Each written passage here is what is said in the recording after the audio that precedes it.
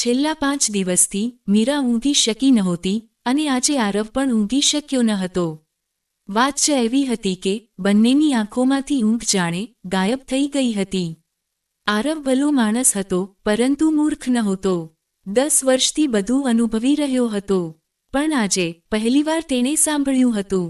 10 વર્ષ પહેલાં જ્યારે તે ઘોડા પર બેસીને જાન લઈને ગયો હતો, ત્યારે તે દુનિયાનો સૌથી ખુશ માણસ હતો. માતાપિતાનો એકલો દીકરો, સુંદર, ભણેલો ગણેલો, સમજદાર અને સારું કમાનાર. તેથી તેને છોકરી પણ સૌથી સુંદર મળી. જાનમાં બેન્ડ વાજા વાગી રહ્યા હતા, જાનૈયાઓ નાચી રહ્યા હતા અને મહિલાઓ લગ્નના ગીતો ગાઈ રહી હતી. આરવનો સૌથી નજીકનો મિત્ર કબીર એ દિવસે કંઈક અલગ જ ઉત્સાહમાં હતો. આજ મેરે યાર કી શાદી હૈ. એટલું નાચ્યો કે એક વડીલે તેને ટોકી દીધો. અરે કબીર, લગ્ન તારા મિત્રના છે કે તારા? આટલું કેમ ઉછળે છે? કબીરે સ્મિત કર્યું. કાકા, તમને નહીં સમજાય. આરવ લગ્ન કરી લેશે તો મારા રસ્તાની અડચણ પણ દૂર થઈ જશે, પછી મારા પણ જલ્દી લગ્ન થઈ જશે. વડીલ હસ્યા અને બોલ્યા, લગ્ન કોઈ સોમવાર મંગળવાર જેવી વસ્તુ નથી. એકે કરી લીધા અને બીજાના થઈ જાય એવું નથી થતું. પણ કબીર એ દિવસે અલગ જ જોશમાં હતો, અટકતો જ ન હતો. પછી એક ક્ષણ આવી દુલ્હનની એન્ટ્રી. પંડિત બોલ્યા, કન્યા પધરાવો, સાવધાન. કન્યા તેના મામા સાથે અંદર આવી અને સૌના શ્વાસ અટકી ગયા. મીરા એ એટલી સુંદર હતી કે ફાટેલા કપડાં પહેરે તો પણ પરી જેવી દેખાય. અને આજે તો એ દુલ્હન હતી, લાખોના આભૂષણોમાં, લાલ જોડામાં, જાણે સ્વર્ગની રાણી. આરવે તેને પહેલાં જોઈ હતી, પણ આજે તેને જોઈને એ પણ થોડા ક્ષણ માટે સ્તબ્ધ થઈ ગયો. પણ સૌથી મોટો ઝટકો કબીરને લાગ્યો. એની નજર દુલ્હન પરથી હટતી જ ન હતી.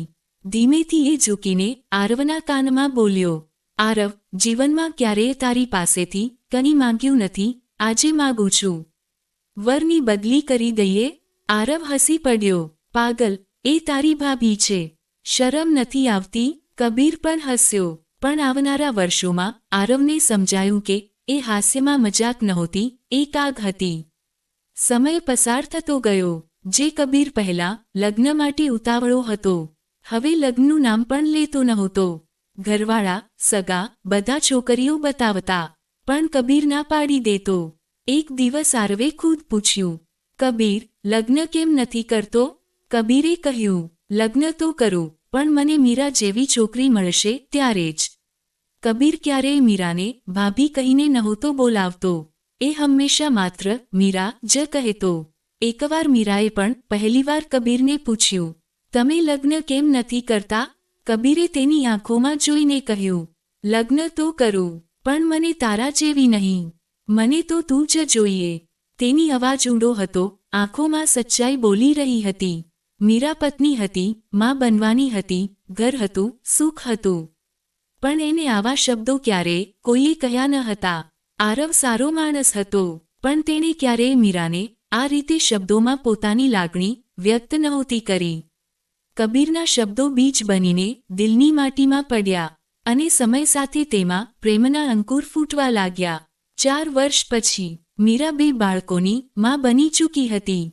અને પછી એક રાતે બાળકો સૂઈ ગયા બાદ એ આરવ સામે બેસી અને કંઈ પણ છુપાવ્યા વગર બોલી, આરવ, હું કબીરને પ્રેમ કરું છું.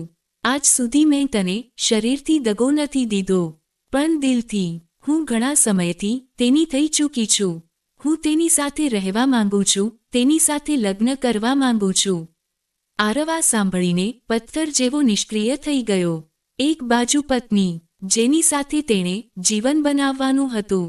બીજી બાજુ મિત્ર, જેની ઉપર તેણે જાનથી પણ વધારે વિશ્વાસ કર્યો હતો. એ બંનેએ તેની માત્ર રાત જ બગાડી નહોતી, પણ તેની આખી જિંદગી બગાડી નાખી હતી. મીરા સૂઈ ગઈ, પણ આરવ આખી રાત વિચારતો રહ્યો.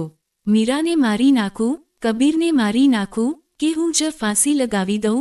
પણ પછી મનમાં એક બીજો પ્રશ્ન આવ્યો, શું હું મીરાને પ્રેમ કરું છું? હા. શું હું કબીરને સાચો પ્રેમ કરું છું?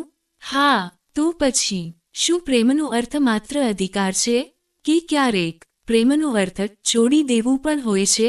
સવાર સુધી આરવનું દિલ તૂટી ચૂક્યું હતું, પણ તેનો નિર્ણય સ્પષ્ટ હતો. એ મીરા સામે આવ્યો અને કહ્યું, જો તું કબીર સાથે ખુશ રહી શકે છે તો હું તને મુક્ત કરું છું. અને એવું જ થયું. મીરા અને કબીરે લગ્ન કરી લીધા.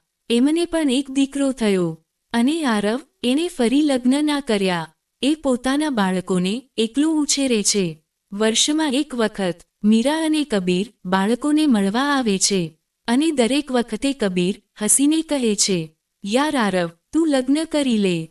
હું તારા માટે મીરા જેવી છોકરી શોધી આપું. આરવ માત્ર સ્મિત કરે છે, કારણ કે તેની અંદર એક અવાજ હંમેશા કહે છે, મને મીરા જેવી નહીં, મને તો મીરા જ જોઈએ.